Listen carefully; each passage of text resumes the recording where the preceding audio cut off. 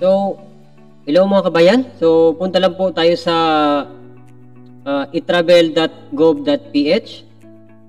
So, gagawa po tayo ng e-travel pauwi po ng ibang bansa. Pauwi po ng ibang bansa. Pauwi po ng Pilipinas. So, i-search nyo lang po dito, etravel.gov.ph. Okay po mga kabayan. So, nandito na po tayo mga kabayan. So, ipapakita po natin kung paano po kumuha ng e-travel po. Pagpauwi po tayo ng Pilipinas. E-travel arrival. Kasi po, pauwi po tayo ng Pilipinas. So, mag-start na po tayo. So, dito po tayo sa citizenship. So, lagay lang po natin dito ay Pilipino. Okay po. Tapos, sa e-travel travel type. So, ilagay po natin dito kung pauwi po tayo ng Pilipinas. So, pag pauwi ko po kayo ng Pilipinas, ay ilalagay nyo po dito ay entering the Philippines. Pag pabalik naman po, ay dapat departure leaving the Philippines. Okay po, dahil nga pauwi po tayo, so unahin po natin yung arrival entering the Philippines. Okay po. Tapos sa transportation type, ilalagay po natin dito ay air. Tapos dito po sa date of arrival, kung kailan po ang dating nyo sa Pilipinas. So, halimbawa ngayon ay 19. So, ang dating nyo doon ay 22 or 23. So, ilalagay nyo dito ay 23 yung dating nyo o 22. So, ngayon, pwede na po tayo kumuha ng e-travel. So, meron po tayong 4 days. 1, 2, 3, 4. So, kailangan ay hindi umabot sa 24 yung expiration ng ano nyo po. Sa bagay, nakasettings naman po yung mga kabayan. Kasi dati hindi pa po siya naka-settings. Dati ma-expire ka. So ngayon, may 5 days po. Halimbawa ngayon, start 19. So October 19 ngayon. Hindi po kayo abutan ng expire. So pwede po kayo magkuha ngayon o bukas. Hindi po kayo abutan ng expire. Kung halimbawa ang dating nyo ay 22. Okay po. So halimbawa, piliin natin ang dating natin ay 22. Okay po. So lagay natin October 22. Tapos lagay po tayo dito ng email mga kabayan.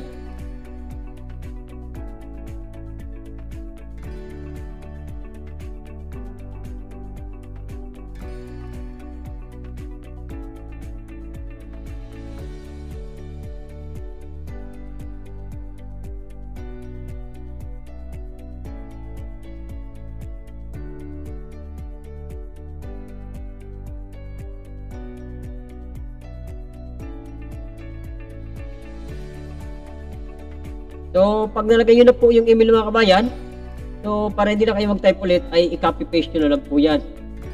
Tapos ilagay nyo sa baba, i-re-enter nyo lang po mga kabayan. Tapos nalagyan po natin ng check itong box na to. Okay po. Tapos may lalabas po na ganito mga kabayan, so pinutin lang po natin yung yes, agree. Tapos pinutin po natin yung continue. Okay po. So ganito lang po kadali magkuha ng e-travel. Susundan nyo lang po. Tapos dito na po tayo sa step 2. So, personal profile. So, ilalagay nyo po dito yung inyong mga pangalan.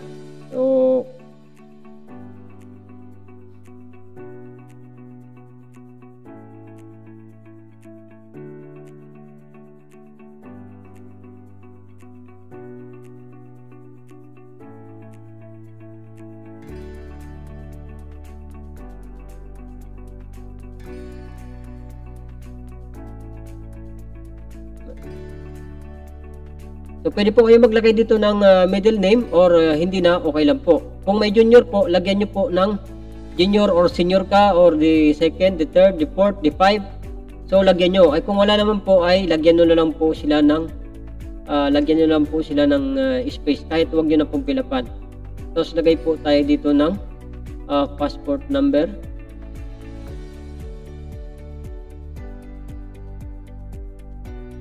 Tapos lagay po tayo dito sa sex, halimbawa male or female. Tapos lagay nyo po dito yung birth date nyo. So birth date.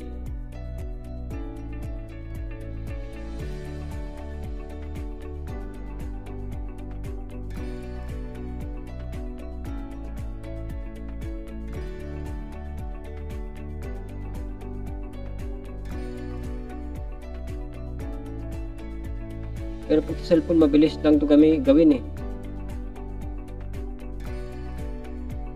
16. July pala. Pala ay birth date. So, July, January, February, March, April, May, June, July. So, 07. Month pala to. So, July 16, 1986. Tapos, lagay po tayo dito sa citizenship ay Pilipino. Country of birth, ilagay nyo po ay Philippines. Tapos, yung occupation nyo mga kabayan ay hanapin nyo lang po dito.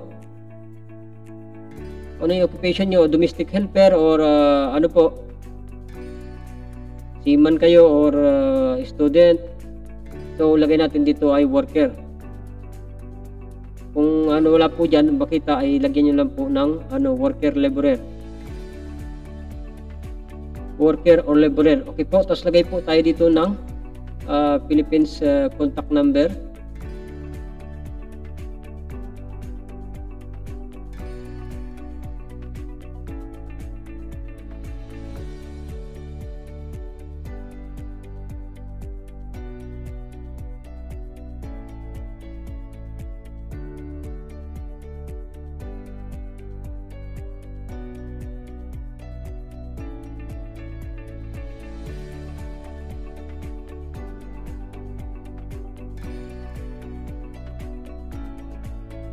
Copy ko lang to kasi lalagay natin to ulit doon sa pangalawang fill up. Hindi lumalabas yung copy. Wala ka dyan, ayaw mo i-copy. So next po natin po tapos ng number. Next. Tapos lagay po natin dito yung permanent country residence. Lagay natin ay Philippines. Tapos lagay natin yung province. So, Cavite.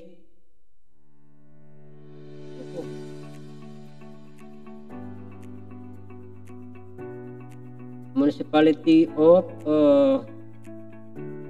Dasmariñas. Okay. Tapos yung barangay nyo po. Kung saan po yung barangay nyo. Barangay Talawag.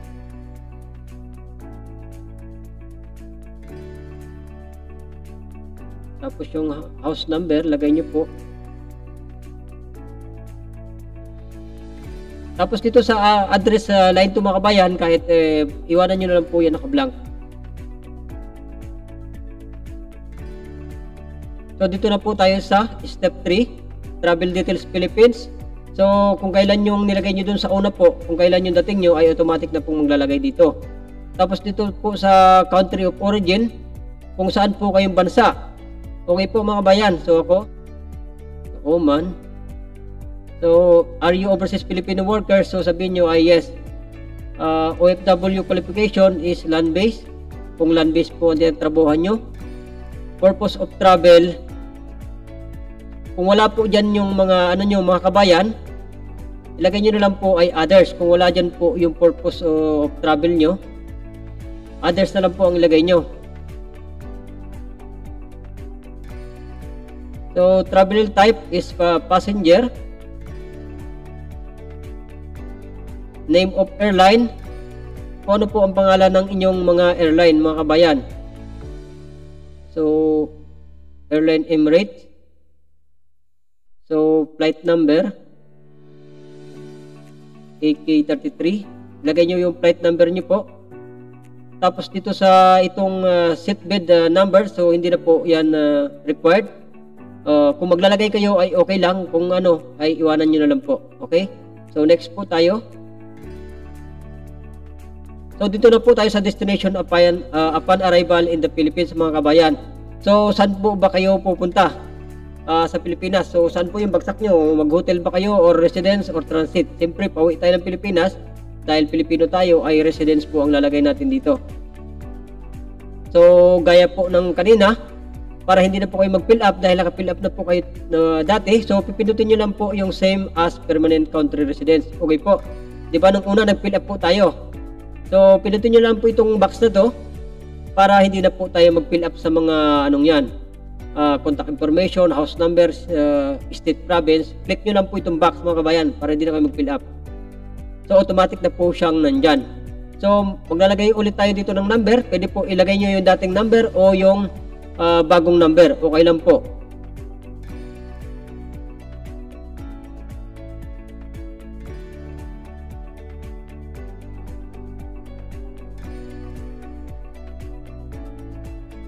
Okay po. So next po tayo.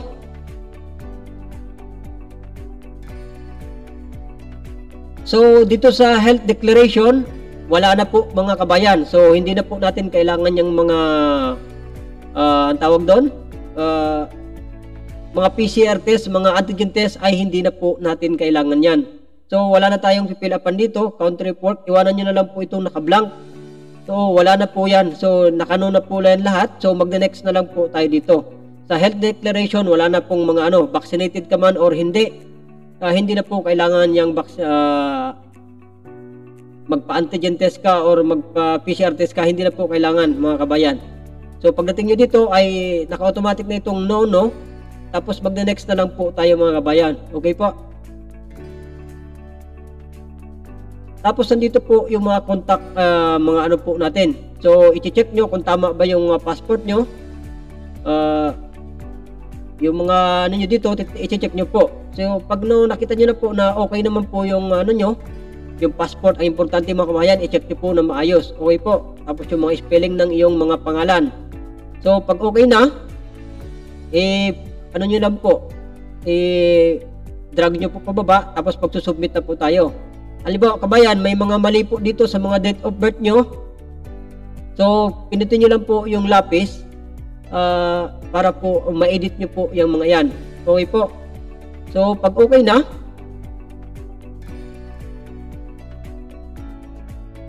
po lahat, so isusubmit na po natin mga kabayan. So ganito lang po kadali.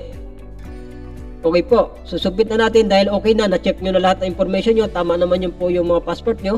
So isusubmit na po natin para makakuha na po tayo ng e-travel arrival. Okay po, isusubmit na po natin.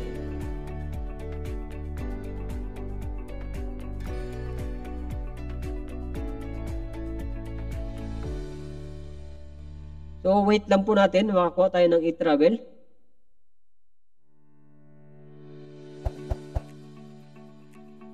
So ayan, okay na po mga kabayan. So mayroon na po tayong e-travel ngayon mga kabayan.